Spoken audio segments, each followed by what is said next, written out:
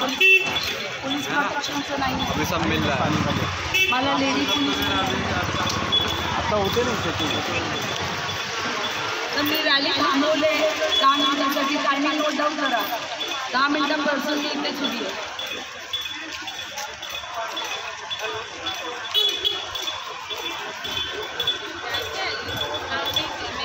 आता होते ना बाईकवरती पण येऊन कुठे गेले महिला पोलीस पण पाहिजे मला महिला पोलीस आणि पोलीस. आता मी पब्लिकला जरा सांगते, जेव्हा मी फॉर्म भरलं सगळ्यांना सांगते, मला कंटिन्युअस पोलीस स्टेशनमधून फोन येत राहिलं.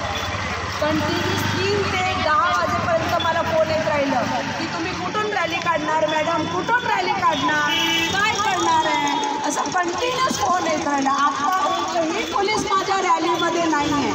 तर हे जे 4 तास मला ग्राइंड केलं, मला कंटिन्युअस मेंटल टॉर्चर केलं, त्याचं पण तुम्ही रेकॉर्डिंग करा. आणि प्लीज नोट डाऊन सर,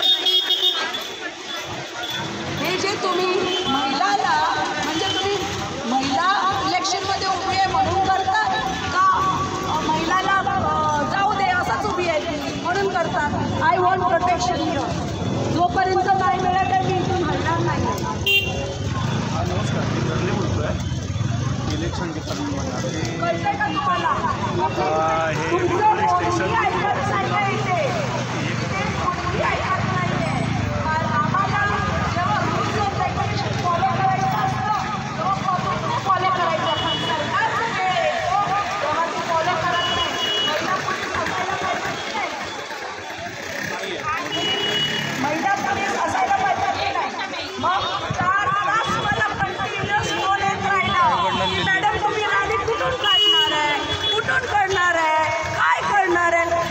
अक्षरशः मला एवढा त्रास दिलाय.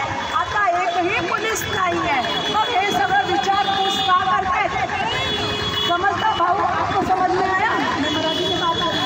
तर हे सगळं विचारपूस म्हणजे रूल्स अँड रेग्युलेशन फक्त पब्लिक फॉलो करायला पाहिजे. जेव्हा सरकारचा टाईम येतो तेव्हा रूल्स अँड रेग्युलेशन कोणच फॉलो करत नाही.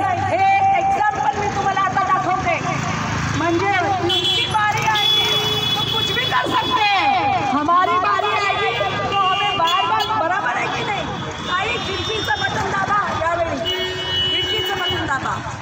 मी रॅली पुढे घेऊन जाणार नाही आहे जोपर्यंत मला पोलीस प्रोटेक्शन मिळत नाही. आणि हा जो टाईम आहे sir, please note down the time. मला मी टाईम एक्सटेंड करून घेणार आहे.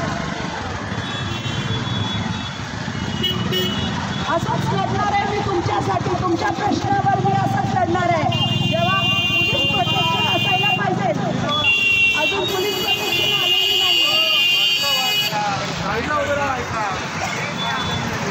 भाऊ इलेक्शन खिडकी माझं चिन्ह आहे. चालू होतं.